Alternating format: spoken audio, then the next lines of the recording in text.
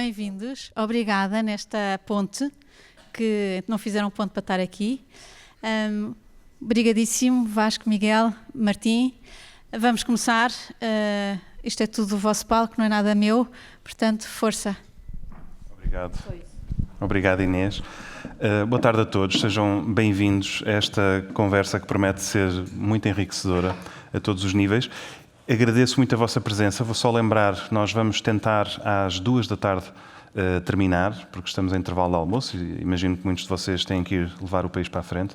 Portanto, vamos guardar ali uns minutinhos no fim para perguntas, por isso, se tiverem questões interessantes, fiquem já com elas no fundo da cabeça. Não é todos os dias que temos pessoas como o Miguel e o Vasco à nossa disposição. E, portanto, sem mais demoras, para abordarmos este tema do legado, eu gostava de perguntar ao Vasco sobre o tema do legado, porque a CUF fez 80 anos o mês passado e na cerimónia de aniversário o nosso Presidente da República, num dos seus tradicionais gestos de surpresa, condecorou postumamente o seu bisavô, Alfredo da Silva, que faleceu há mais de 80 anos, condecorou com a Gran Cruz da Ordem do Infante Dom Henrique. E, portanto, eu gostava de lhe perguntar, neste caso, é um legado que está muito vivo, não é? Ao ponto de merecer uma condecoração passados 80 anos de ter terminado a vida do seu bisavô. Como é que isto se explica? É um legado que, de facto, está muito vivo. Eu julgo que se explica na medida em que a família continuou a ser uma família de empresários e, portanto, de concretização e realização, tendo passado por muitas vicissitudes, porque durante a Revolução o grupo que tinha sido constituído pelo meu bisavô Alfredo da Silva foi nacionalizado, foi um dos únicos grupos familiares, digamos que foi no seu conjunto, na holding familiar, que foi nacionalizada e, portanto, os meus tios e o meu pai tiveram que sair do país, mas sempre com a perspectiva de que assim que houvesse condições para voltar a Portugal, o poderem fazer. E tanto o meu tio Jorge como o meu pai recriaram grupos que hoje são grupos com muito impacto, têm propósito, têm muito impacto na sociedade e na sociedade portuguesa.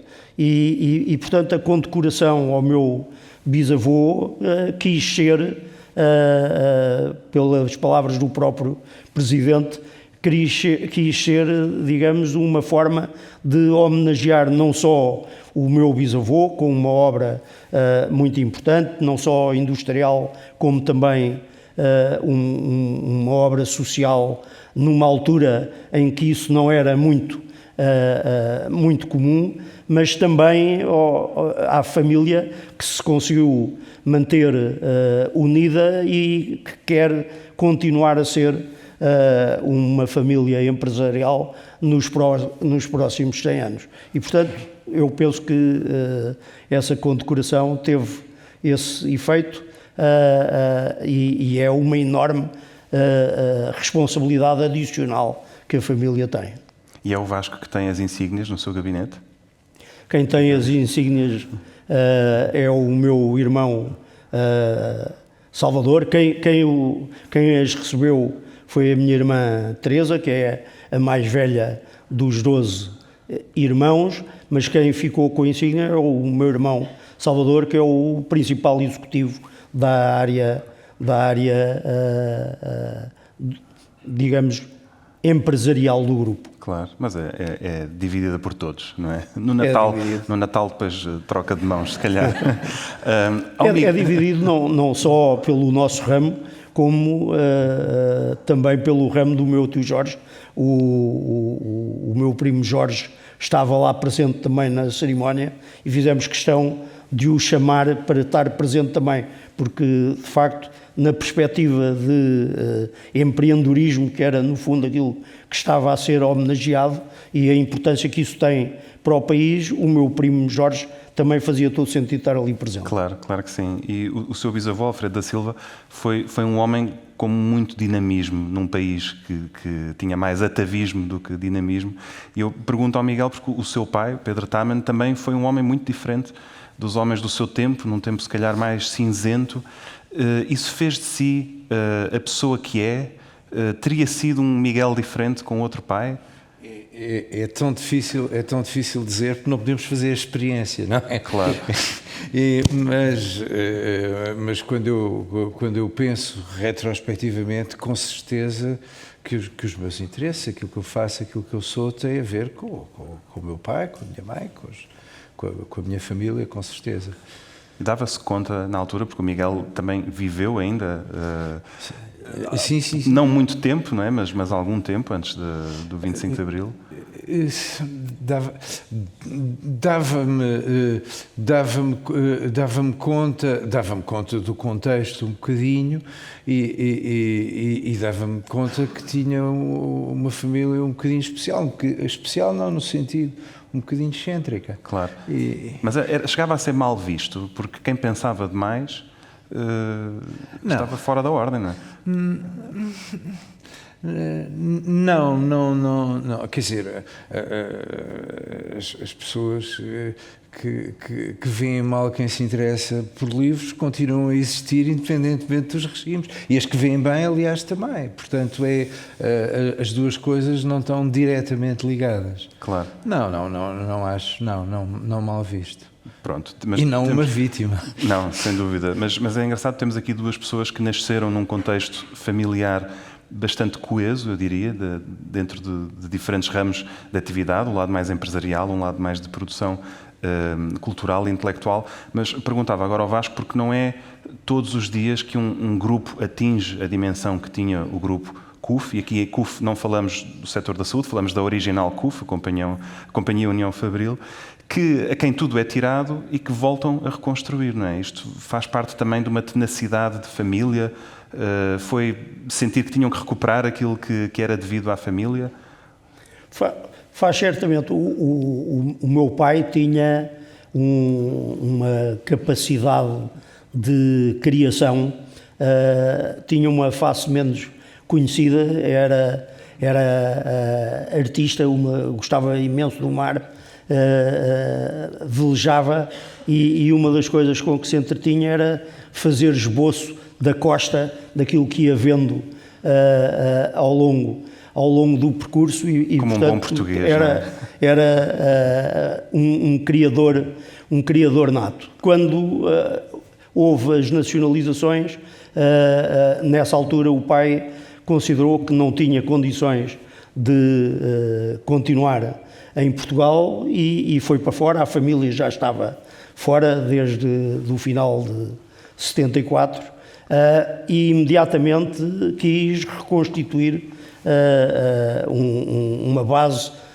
empresarial para poder concretizar tudo aquilo que era o seu propósito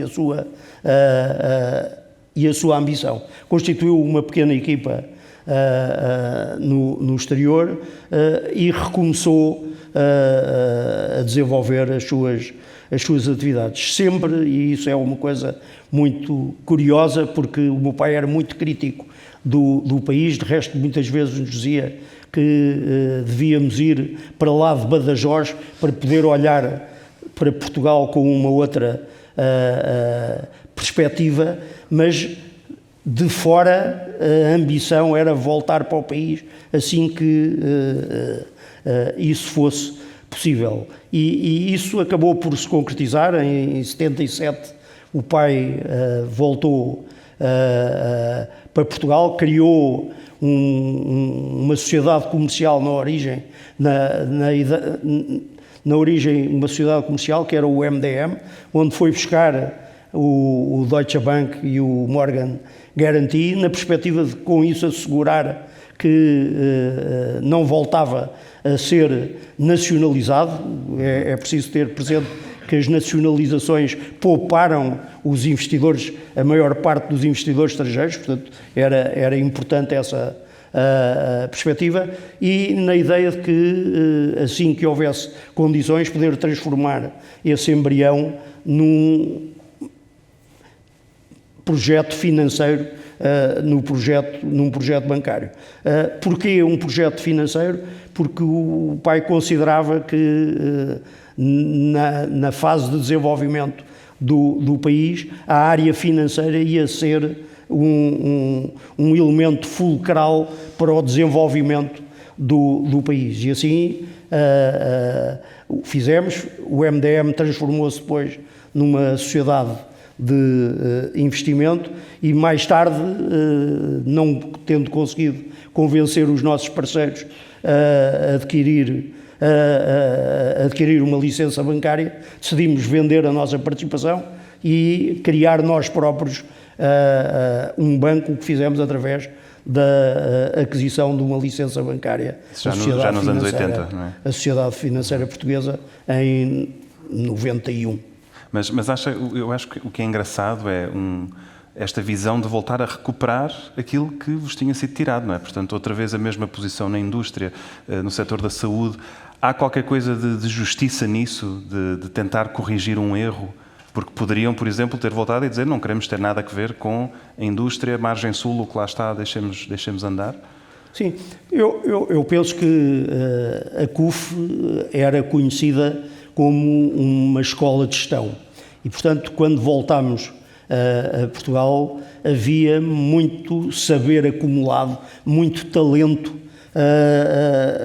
a que podíamos aceder e, portanto, tínhamos uma visão clara. Nós queríamos continuar, o meu pai queria continuar a ter um grupo diversificado, ao contrário daquilo que muitos defendem, que os conglomerados não são a melhor forma de abordar os mercados.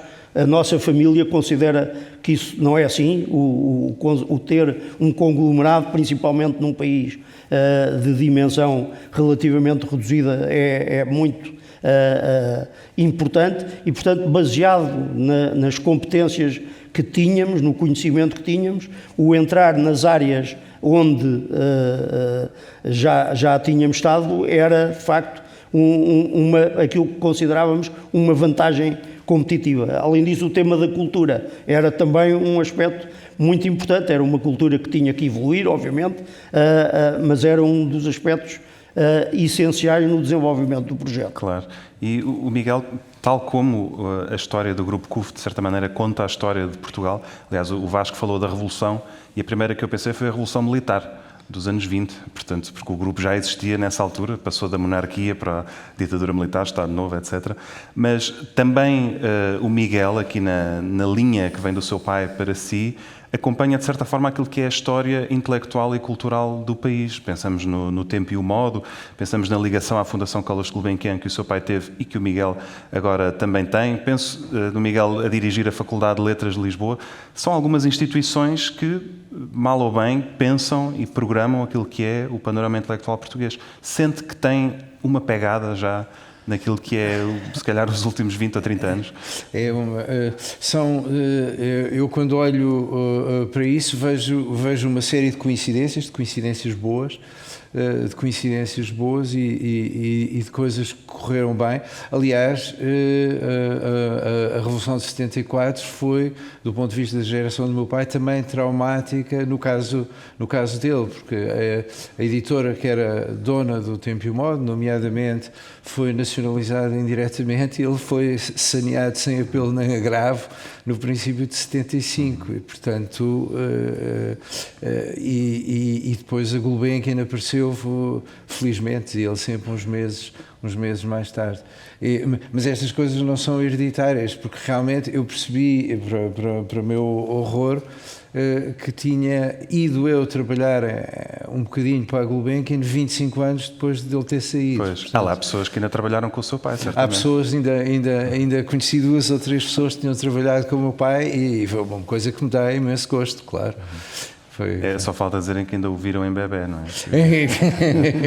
mas sente que tem alguma, ou seja, olhando para trás na sua carreira, que já é responsável por algumas decisões, algumas coisas que possam ter acontecido. Imagina, a Faculdade de Letras é um centro de produção de pensamento, de pesquisa.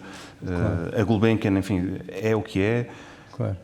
Não, eu também não fazia nada parte dos meus planos ser diretor da Faculdade de Letras. Fui diretor durante 6 anos. As universidades são animais muito lentos e são animais que duram há muito tempo e são animais muito especiais. Em Portugal, com a complicação adicional de nunca terem sido suficientemente ricas e suficientemente independentes para poderem sobreviver à custa da sua criatividade. Foi isso que mais lhe custou na Faculdade de Letras? Foi. Eu estudei nos Estados Unidos e não pensava voltar para Portugal. Quer dizer, queria em teoria, mas depois, a certa altura, por razões familiares, voltei para Portugal e encontrei-me a dar aulas numa universidade em que eu tinha estudado na licenciatura. Nunca imaginei que fosse ser assim. E nos primeiros 2 anos do meu regresso pensei que tinha feito o pior erro da minha vida. Eu nunca perdi tantas votações na minha vida como naqueles 2 anos, porque sempre que acontecia uma coisa que me parecia uma ideia modesta, uma sugestão, uma coisa do género, porque que não põem a máquina da água no corredor ao pé da casa de banho, lembravam que estavam ali há 700 anos e que não estavam a... E a máquina não havia lá há 700 anos. Nada. E depois, também por acaso, mas ainda bem, fui uma das pessoas que criou um programa de pós-graduação pequenino. As universidades portuguesas são coisas muito grandes, muito entrópicas, muito lentas e muito caóticas, além de muitas outras coisas que não vale a pena estar a dizer. E isso tem uma vantagem enorme, é que é possível criar coisas que não estão exatamente previstas pelas regras e que depois são reconhecidas quando correm bem. Há, portanto, uma espécie de sabedoria involuntária dessas... Tem que ler nas entrelinhas, não é? Dessas instituições. E depois, passados 5 anos, as coisas estavam a correr muito bem e fiquei... pronto, claro. O resto é história. E na Gulbenkian as coisas movem-se de outra forma? Movem-se de uma forma completamente diferente desse ponto de vista. Eu estou a dirigir uma coisa chamada Instituto de Estudos Avançados, que foi criada neste mês de fevereiro, mas só vai começar a ser pública a partir do outono de 26, e é de novo uma coisa para durar. Eu acho que a coisa mais difícil de conseguir neste mundo não é nem criar coisas, nem acabar com coisas, é fazer que as coisas durem, com que as coisas durem. Isso é realmente o mais difícil. Completamente. Enfim, temos aqui um bom exemplo, no caso... Eu estava a pensar nisso. São coisas maiores, sim, ainda por cima. Exatamente. Há uma frase que eu encontrei citada em várias fontes do seu bisavô Alfredo da Silva que achei extraordinária e quero muito dizê-la, que isto supostamente era ou o seu lema pessoal ou o lema não oficial da CUF, que dizia: o que o país não tem, a CUF cria. E eu acho isto formidável, porque a CUF surge, e falamos sempre da CUF Fabril, num momento em que Portugal se estava a industrializar, a tentar acompanhar o passo, e esta ideia de que aquilo que o país não tem, a CUF vai criar. É ao mesmo tempo uma oportunidade de negócio, mas também uma oportunidade de propósito para o país. E eu pergunto se esta frase se mantém válida no grupo e na família. Portanto, aquilo que o país não tem, vocês criam? De uma forma ajustada, porque hoje, apesar de tudo, temos que ser mais focados do que esse propósito pode representar. Mas consideramos que o tema da inovação, o tema da excelência continua, e na excelência o tema do talento continua a ser, digamos, parte essencial do propósito do nosso grupo. O nosso grupo tem uma característica que eu já referi, que no fundo é ser um grupo familiar. É um grupo familiar que tem muitos membros, portanto nós somos 12 irmãos, os sucessores, digamos, acionistas do meu pai. Temos hoje 42 sobrinhos, e são aqueles que são diretamente também descendentes do meu pai, do meu avô Alfredo da Silva, e portanto isso é um desafio enorme de dar continuidade e de conseguir continuar a manter o propósito. Como é que conseguimos trabalhar nessa frente? Primeiro, partindo do ensinamento que tivemos do meu pai, que foi a criação de um protocolo familiar com o envolvimento dos 12 irmãos, foi preparar isso para a próxima geração. Portanto, fizemos também um protocolo para a próxima geração. Tivemos uma grande discussão se devia ser um protocolo de pequenas alterações àquilo que existia, ou se deveria ser um novo protocolo, e decidimos avançar dessa forma, e a forma como o fizemos foi constituindo um conjunto de grupos de trabalho com a nova geração, que eram os responsáveis para nos apresentarem uma nova proposta, e nós participando, da geração anterior, participando em steering committees, em todos os dossiês que foram abordados, e no final tendo a decisão final, tendo o poder de decisão, e portanto esse foi um aspecto que foi muito relevante, e foi também uma forma da família poder mais uma vez expressar e assumir que queria se manter como uma família empresarial. Há um outro aspecto que parece não estar a responder à sua pergunta, mas que me parece também muito relevante, e que é, sendo uma família empresarial, o tema da família também é muito importante, e portanto nós trabalhamos o tema da família, do conhecimento, de poder ter relações próximas com um número alargado de membros da família, de forma sistemática, e portanto temos na nossa organização não só a componente empresarial, temos uma componente de desafio aos negócios, que é o Conselho de Acionistas, mas depois temos um Conselho de Desenvolvimento Familiar, e esse Conselho é o Conselho que tem a preocupação não só de manter viva o relacionamento entre os membros da família, como também prepará-los para que sejam muito bons acionistas no futuro. Claro. E isto, achamos nós, permite continuar a desenvolver o propósito do grupo, sabendo que vai sempre evoluindo, e que o propósito do passado tem que se ajustar às circunstâncias do presente. Claro, e corrija-me se estiver errado, mas também com um vincado compromisso com o país, não é? Porque são muitas empresas que trabalham em Portugal para o mercado português, não é? Portanto, numa resposta àquilo que é a realidade nacional, o país Portugal é o vosso centro, não é? Hoje temos uma perspectiva diferente do passado. Nós estávamos muito concentrados em Portugal. Hoje o nosso propósito incorpora não só os elementos da excelência, do talento e da inovação, mas também o tema do desenvolvimento sustentável, e a partir de Portugal. Portanto, hoje já não é em Portugal, é a partir de Portugal, e portanto nós pretendemos ser altamente competitivos, e não só fornecer aquilo que produzimos, serviços ou produtos em Portugal, mas também internacionalmente, e temos uma ambição muito grande também de expansão internacional. Claro. E voltando à experiência do Miguel na universidade e o seu pensamento sobre a universidade, até porque escreveu um livro a 4 mãos com o António Feijó chamado A Universidade Como Deve Ser, eu pergunto-lhe se a universidade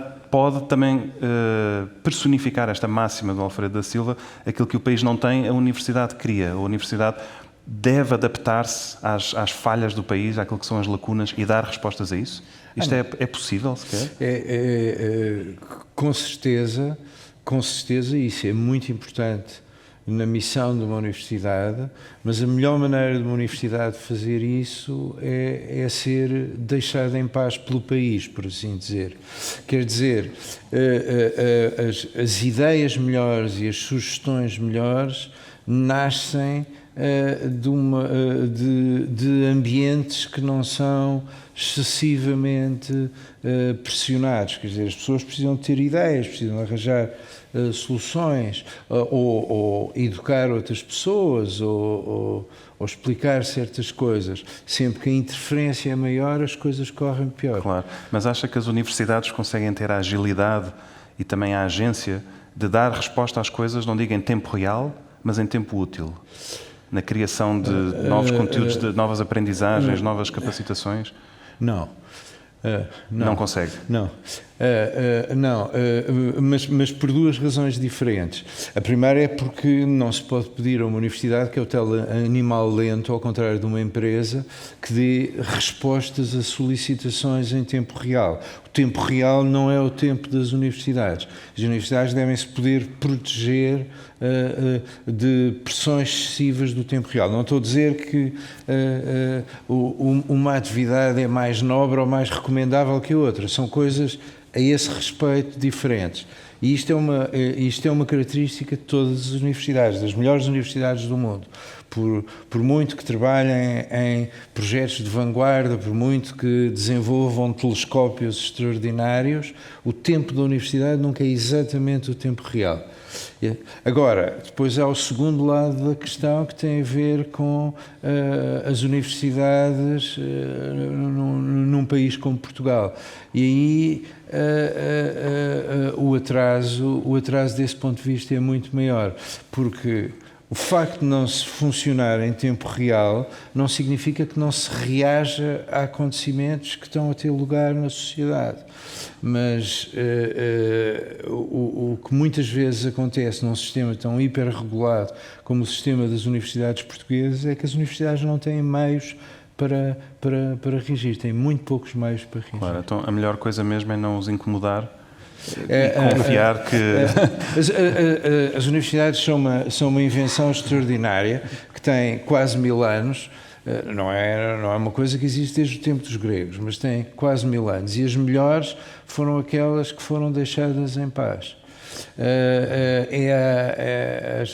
As grandes universidades do princípio, eu não quero estar a amassar as pessoas ainda por cima à hora do almoço com a história das universidades, mas há duas famílias de universidades que foram fundadas por corporações independentes e universidades que foram fundadas por reis. As que foram fundadas por reis deram sempre mau resultado. As que foram fundadas por corporações independentes, por exemplo, ordens religiosas, funcionaram muito melhor. É uma história completamente diferente. A história da Universidade Portuguesa, a Universidade Portuguesa foi fundada por um rei notável a muitos títulos, mas com pouco dinheiro, como costumava ser o costume. Portanto, foi sempre extraordinariamente vulnerável. Claro. E é mau sinal quando as universidades não são deixadas em paz. Por exemplo, agora está na ordem do dia o caso da Universidade de Harvard. O Trump declarou guerra à universidade e, portanto, a universidade reagiu, no caso até muito rapidamente, através de alavancar fundos. Estamos a falar de um sistema onde os donativos estão na ordem dos milhares de milhões, com a resposta, por exemplo, de cursos gratuitos para dar às pessoas fundamentos para identificarem uma tirania, não é? Portanto, claro, uma resposta direta àquilo que o Trump está a fazer. Mas o facto de vermos uma universidade acossada é um péssimo sinal, então. Note que o caso Harvard não me preocupa nada, porque Harvard tem um endowment tão grande que tem meios para contratar os melhores advogados do mundo e isto vai ser decidido em tribunais. Mas justamente isso prova aquilo que se estava a dizer. Foi porque sítios como Harvard foram deixados em paz, que puderam constituir os endowments que constituíram e que, quando os tempos são mais difíceis, podem reagir a estes tempos mais difíceis. Portanto, eu acho deplorável o que se está a passar, não aliás com Harvard, mas com universidades mais frágeis. Columbia, sendo uma universidade também muito boa, é mais frágil que Harvard, e é mais frágil porque tem um endowment mais pequeno, não há outra maneira de explicar isto de outra maneira, e porque fez uma série de erros.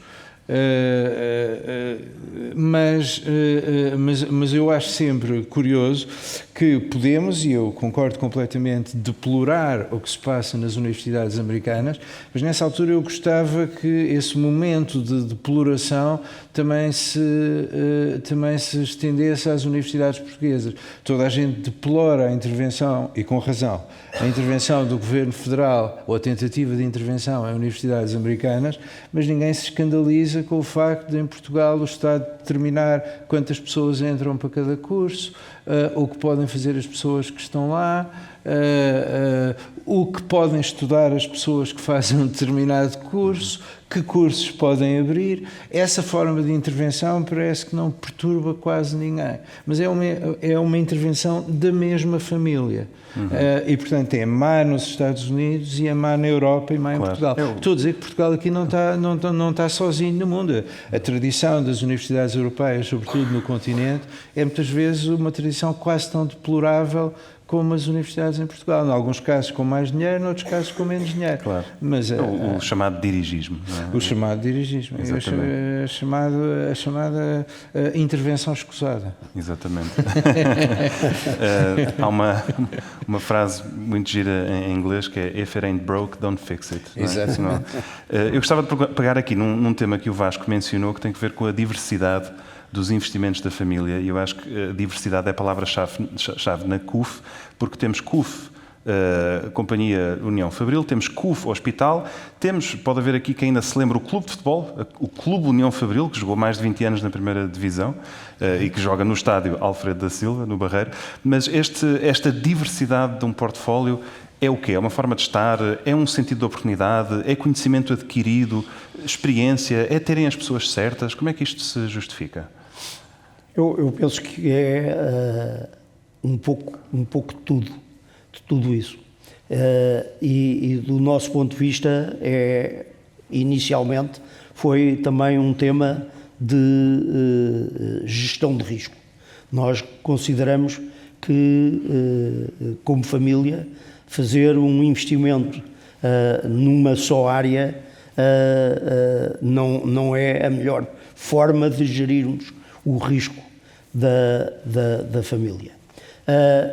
Isto era possível porque, de facto, tínhamos um valor muito significativo que continuava presente mesmo quando houve uma ruptura com a nacionalização, que era termos um conjunto de pessoas com conhecimento em muitas das áreas onde tínhamos atuado no passado. E, portanto, esse passo foi um passo fácil de dar. Nós queremos continuar a estar presentes num conjunto de áreas por uma questão de diversificação de risco, e temos a capacidade de o fazer porque temos as pessoas e temos a capacidade de continuar a desenvolver esse conhecimento. Nós achamos que isso tem uma vantagem adicional, que é, tendo um grupo diversificado, nós conseguimos oferecer às pessoas que connosco trabalham ou que potencialmente podem trabalhar desafios que são muito atrativos para gente com ambição e que quer ser sujeita a várias oportunidades, e nós temos isso dentro do próprio grupo. Portanto, aquilo de uma pessoa que não vai fazer carreira durante toda a vida num grupo, no nosso caso, pode fazer porque está numa área hoje, amanhã pode estar noutra área.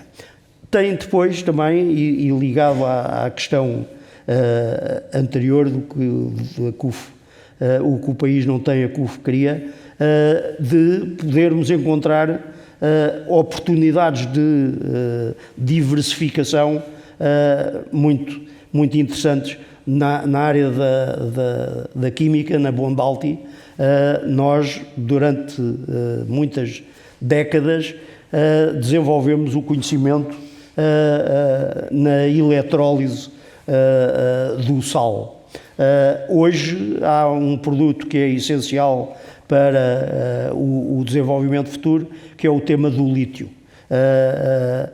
Conseguimos encontrar uma forma de purificar, de refinar o lítio, que era através da eletrólise, e que tem muitas vantagens, não só económicas, como também de sustentabilidade, e portanto desenvolvemos esse projeto. Estamos a investir muito, ainda não tomámos a decisão final de investimento, mas estamos a investir muitíssimo nesse projeto. Hoje já temos uma unidade de demonstração, uma unidade a escala empresarial, portanto, de demonstração da capacidade de produzir aquele produto, e obviamente que não é para o mercado nacional, é para o mercado internacional, mas baseado em Portugal. Se o mercado corresponder, nós nos próximos meses, apesar da enorme dificuldade que se enfrenta em Portugal quando se quer concretizar coisas novas com a burocracia, nós iremos avançar para este projeto, que é um projeto muito inovador e onde vamos responder a uma necessidade não só portuguesa, mas a uma necessidade europeia. Claro. E eu não resisto a perguntar-lhe se o Vasco e os seus irmãos são sócios do CUF, do Clube de Futebol? Nós não, que eu saiba, eu não sou. Não. E penso que os meus irmãos não serão. São livres também de ter outro portfólio de clubístico.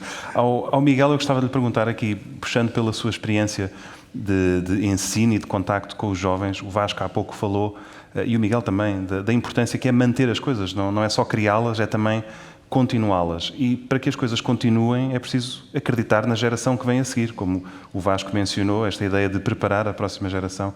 E eu gostava de perguntar ao Miguel se pode destacar alguma coisa positiva na geração dos seus alunos. Eu certamente pode destacar várias coisas. Qual é a que escolhe?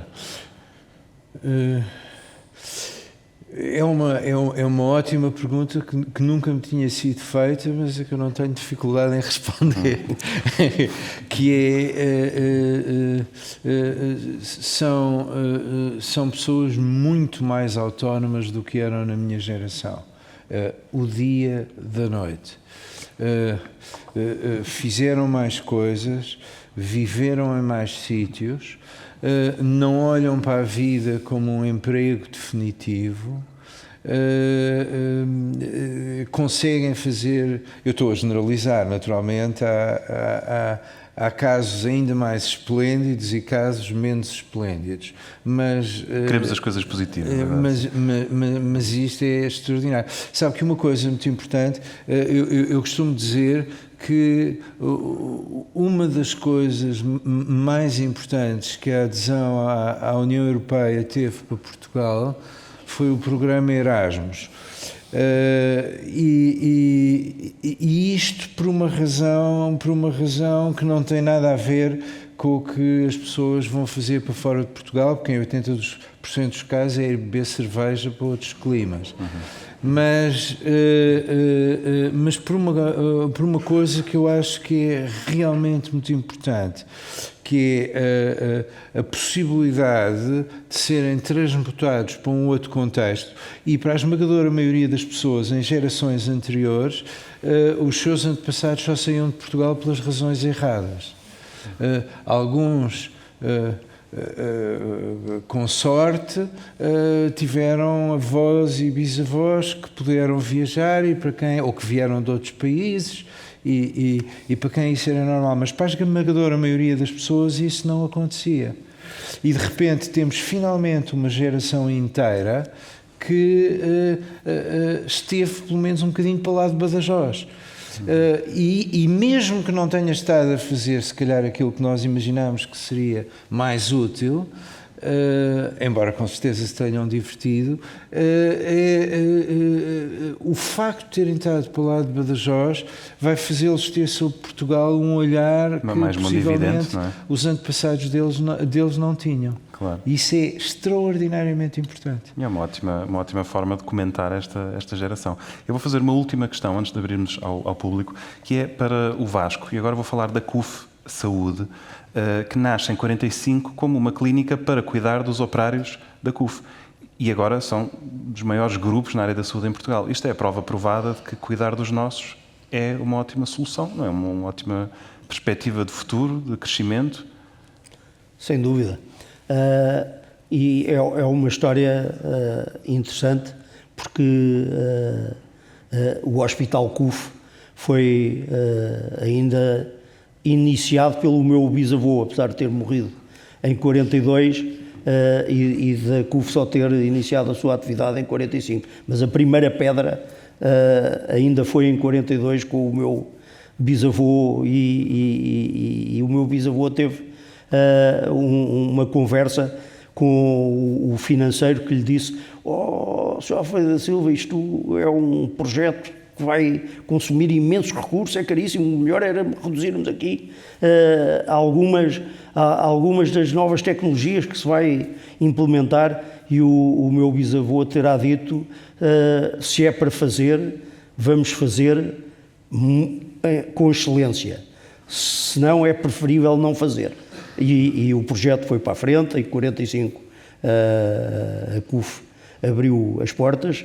Era de facto uma resposta àquilo que eram as necessidades dos empregados do grupo e as suas famílias, mas depois a pressão social foi tão grande que muito rapidamente passou a responder àquilo que eram as necessidades da população de Lisboa.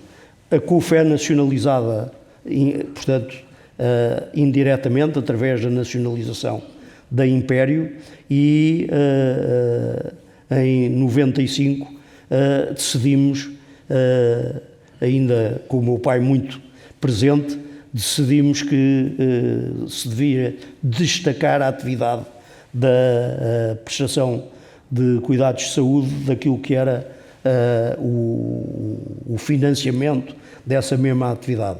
Isso permitiu que, quando nós decidimos fazer a reestruturação da nossa participação na área financeira do grupo, sair da área financeira e manter aquilo que nós considerávamos ser uma atividade de futuro, que era a prestação de cuidados de saúde, na altura com um só hospital em Lisboa. Hoje a maior parte das pessoas já não se lembra que em 95 ainda só havia um hospital CUF, e hoje sim ser um grupo de saúde a nível nacional, presente na maior parte do país, incluindo as ilhas, e acreditando nós que tem ainda uma área de expansão muito significativa. E terá certamente. Bom, passamos às questões do público, temos algum tempo, portanto, portas que se abriram aqui não faltam. Há microfones aqui pela sala, queremos ver mãos no ar.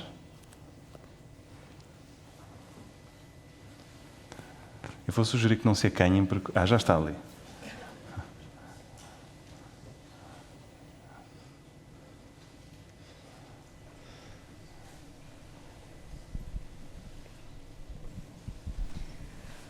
Olá, bom dia a todos. O meu nome é Joana Petiza, sou jornalista e gostava de saber, quando se tem uma tradição tão forte como um e outros têm, e se quer permanentemente continuar a inovar precisamente pela questão da longevidade, como é que se encontra o equilíbrio entre uma coisa e outra? Quando é que se entende que é tempo de fechar a porta àquilo que já é só tradição e já não conta hoje, para abrir a porta àquilo que está para diante e que dificilmente entraria no ADN anterior? Obrigado, Joana. É uma pergunta para os dois? É para os dois. Quer responder, Vasco? Vou tentar responder. Eu penso que é muito uma questão de atitude, tanto em termos do que é o encargo do legado, e eu acho que o encargo do legado é principalmente uma enorme responsabilidade de deixar para as próximas gerações algo mais significativo do que aquilo que se recebeu, e tem um aspecto também de atitude em questão do tema da inovação. De facto, se não se inovar, acaba por se desaparecer. Eu lembro-me sempre de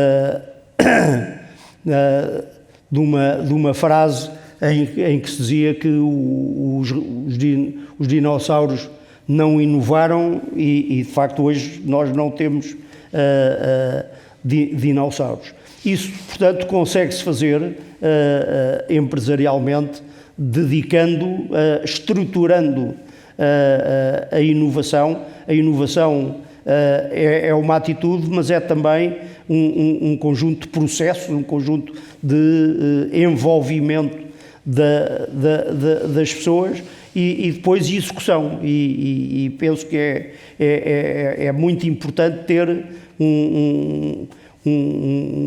questionar permanentemente aquilo que se faz, se há melhores formas de o poder fazer e com isso ir evoluindo e inovando numa perspectiva de melhorar.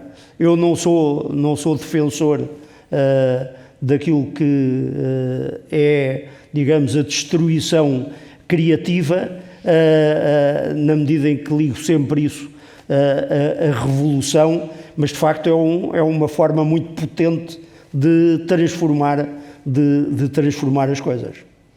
Miguel, quer dar o seu contributo?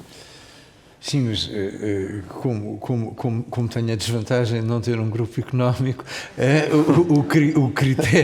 o critério para saber quando inovar é um bocadinho diferente. Mas há uma analogia, e eu acho que, e reconheço-me em muitas das coisas que o Vasco estava a falar. Quer dizer, às vezes as pessoas perguntam como é que, vou pôr isto nos termos que não são exatamente os meus, como é que uma geração transmite os seus valores à geração que se segue. Não estou a dizer que não seja importante essa forma de transmissão. Estou a dizer é que, se calhar, transmitir os valores dá a ideia de que se põe os valores numa carta, se manda uma carta pelo correio e os outros, se é que se manda cá, se calhar um e-mail, e depois recebe-se. E, portanto, como é que as coisas continuam, mesmo em famílias que têm costumes, convicções, hábitos, manias parecidos uns com os outros. E isso é uma coisa que, por um lado, não é nada evidente. Não há propriamente lições, não há uma hora por semana em que as pessoas expliquem às gerações mais novas aquilo que elas devem reter. Isso normalmente é transmitido, como muitas vezes se observa, por exemplo, é transmitido indiretamente, é transmitido por maneiras de fazer as coisas que são partilhadas e que são comuns. E em famílias com traços distintivos fortes, é também transmitido pela maneira como se acultura as pessoas que entram para as famílias. Quer dizer, como as famílias são também animais muito poderosos e muito para o bem e para o mal. Eu acredito que na maior parte dos casos para o bem, mas nem sempre. Miguel, deixa-me só...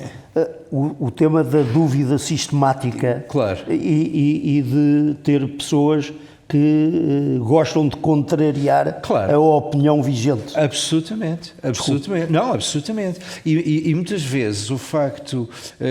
porque se imagina que esse processo de transmissão de valores é uma coisa completamente pacífica, em que os mais velhos dizem umas coisas e os mais novos dizem sim, senhor, e vamos transmitir isso, por sua vez, aos que vierem a seguir. Mas é, como o Vasco estava a dizer, uma coisa que nem sempre é completamente harmoniosa, que depende de opiniões diferentes, que depende da sabedoria que consiste em integrar opiniões diferentes.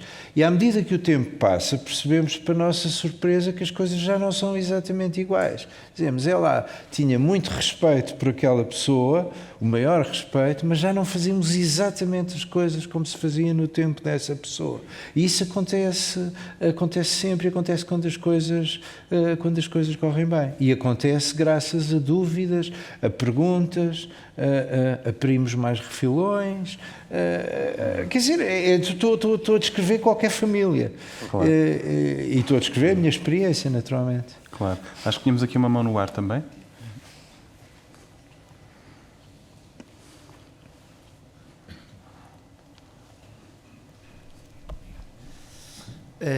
Eu gostava de fazer uma pergunta aos dois e tem a ver um bocadinho com como é que se consegue, eventualmente também, da economia do país e até falando se calhar um bocadinho mais genericamente da Europa, pôr as universidades e o capital intelectual que existe nas universidades a trabalhar melhor com o setor privado. Sabemos que aquilo que tem distinguido muito os Estados Unidos passa também por aí. Existe uma ligação muito mais forte e a investigação e desenvolvimento é feito muito em conjunto entre as universidades e o setor privado, e na Europa isso acontece muito menos, e a forma como o Miguel retratou aqui o que é o ambiente nas faculdades, nas universidades, não augura muito para que a gente dê os passos necessários no sentido que desejamos. E uma segunda derivada é aquilo que está a acontecer nos Estados Unidos neste momento, se não é uma enorme oportunidade para a Europa de poder captar não só todo o tipo de capital e recursos que eventualmente se sintam menos bem naquele ambiente hoje em dia. Esta pergunta tem a sua cara, Miguel. Eu acho que a sua segunda pergunta tem tudo a ver com a primeira. A minha resposta à segunda pergunta é não, mas por causa de uma coisa que eu vou dizer a respeito da primeira pergunta. Quer dizer, não, ao contrário do que se lê, eu não acho que a Europa e muito menos Portugal vão conseguir aproveitar aquilo que poderiam aproveitar se as coisas fossem diferentes. E isso tem a ver com a substância da questão, que é realmente a sua primeira pergunta. Eu vou dar-vos um exemplo, que é um exemplo que eu acho que conta a história melhor do que um argumento inteiro. Quando eu era diretor da Faculdade de Letras, nessa altura apareceram uns dinheiros em que podíamos contratar uma pessoa numa área muito especial para a qual não havia ninguém em Portugal. Os concursos são todos nominalmente internacionais, mas na esmagadora maioria dos casos ainda não são internacionais, na prática. E então a finalista para essa posição tinha sido educada em Inglaterra, em Cambridge, tinha nascido na Síria, dado aulas nos Estados Unidos e estava a dar aulas nos Emirados Árabes. Portanto, tinha uma carreira muito internacional. E a posição era uma posição intermédia na carreira universitária, chamado professor associado, quer dizer, nem uma posição de entrada, nem uma posição de topo. E eu tive o júri decidiu quem ela era, eu nessa altura era diretor da faculdade, tive várias conversas com ela estava em Inglaterra, estava em Londres, conversámos, sim senhor, ela muito entusiasmada, e depois chegámos à parte difícil, porque em Portugal, por um pudor extraordinário, anunciam-se as posições, mas não se fala de dinheiro, estamos todos acima desses pormenores, mas há uma altura em que é preciso falar de dinheiro, e ela muito bem educadamente perguntou quanto é que ela ia ganhar. E eu disse-lhe quanto é que ela ia ganhar, e ela disse-me por mês, e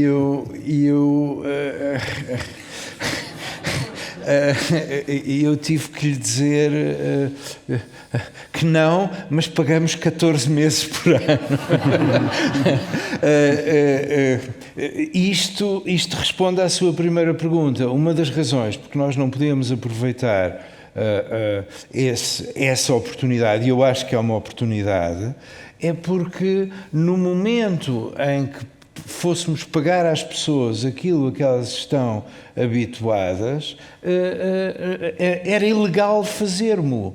Porque em Portugal todos os professores associados ganham o mesmo, todos os professores auxiliares ganham o mesmo, todos os professores catedráticos ganham o mesmo, depois varia um bocadinho com uma avaliação, mas quer dizer, varia um bocadinho com uma avaliação e para vos dar uma ideia, depois de 6 anos de avaliação excelente, ganha-se mais 600 euros, dos quais 400 vão para impostos. E, portanto, estamos conversados. Portanto, podemos fazer os barulhos que quisermos acerca de dar abrigo aos extraordinários americanos que vêm aí, mas nenhum americano no seu perfeito juízo vem... Eu estou a falar de Portugal, a situação em Espanha não é nada diferente, nós somos competitivos nas posições de entrada e a partir das posições de entrada não somos competitivos. E a razão por que não somos competitivos é porque nos sítios onde há universidades melhores começa a haver uma enorme diferenciação salarial a partir da posição de entrada. E, portanto, começamos a poder pagar coisas muito diferentes de acordo com o mérito das pessoas. E em Portugal isso não é possível. E, portanto, eu em relação a isso detesto dizer isto, mas não estou muito otimista. Pronto, acho ótimo. Eu gostava muito de podermos ter uma terceira questão. Será que, visto que já passa das 2, temos ali uma mão no ar. Derradeira pergunta.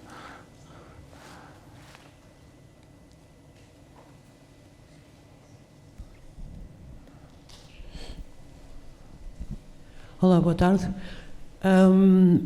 O meu nome é Luís Camber e eu estou ligada ao peso da herança Cambernac. Gostaria muito de colocar uma questão ao Dr. Vasco. Quando temos gerações a passar de uns para os outros e a esclarecer, eventualmente, a passar no fundo o testemunho, não é difícil. Mas quando temos muito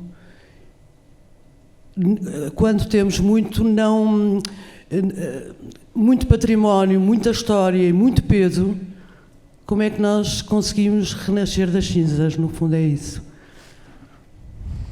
Ou seja, a família Cambernac, à qual eu pertenço, passou por muita coisa parecida no 25 de Abril. E muitas são as famílias que, nesta altura, ainda não resolveram os problemas do 25 de Abril, certo? Pronto. Há imenso património, mas as famílias, que nem são muitos troncos neste momento, nem sequer se dão. Okay? Portanto, o que eu gostaria de perceber é se faz sentido ter um grupo de trabalho para alavancar isto, ou seja, um dia isto tem que acabar. Já passaram 50 anos do 25 de Abril e nós já temos 4 suicídios na família. Portanto, era bom conseguir respeitar aqueles que se dedicaram tanto à indústria como a família Cambernac. Obrigada. Eu penso que respeitar quem empreendeu, quem correu riscos, é sempre algo de muito relevante e que deve ser deve ser uma forma de estar. Acho que depois as famílias têm uma responsabilidade grande em fazer isso. Na nossa família, eu acho que cada família tem que encontrar a forma de o fazer e de conviver com isso. Na nossa família, nós consideramos que a união familiar é um elemento fundamental. O ter sido unido no passado não é garantia de sucesso futuro de todo. Agora, se nós não fizermos nada por isso, nós não nos organizarmos, se não investirmos tempo e dinheiro para conseguir que a família continue a estar unida, a ter uma perspectiva comum, a nossa perspectiva é, de facto, que isso não vai funcionar e, portanto, os interesses vão divergindo e no final acontece, no melhor dos casos, haver boas empresas que acabam por ser detidas por outros investidores, o que não é necessariamente mau se der continuidade a essas empresas, a essa atividade. A nossa perspectiva é uma perspectiva diferente, é uma perspectiva de que nós conseguimos, como família, continuar a acrescentar valor ao negócio e que essa é a melhor forma de o conseguir fazer. Para isso, o manter uma família unida, nós consideramos que é absolutamente essencial.